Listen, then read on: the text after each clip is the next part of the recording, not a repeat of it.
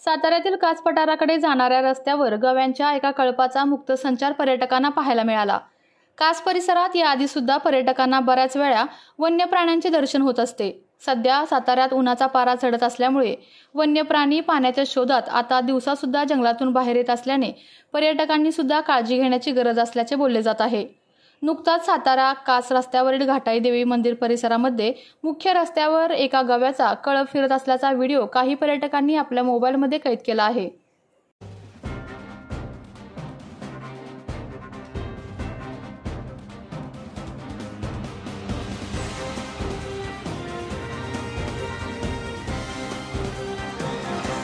आपल्या तालुक्यातील जिल्ह्यातील बातम्या सर्वप्रथम पाहण्यासाठी आजच सातारा न्यूजला YouTube चॅनलवर सबस्क्राइब करा, लाईक करा, शेअर करा आणि बेल आयकॉन प्रेस करायला विसरू नका।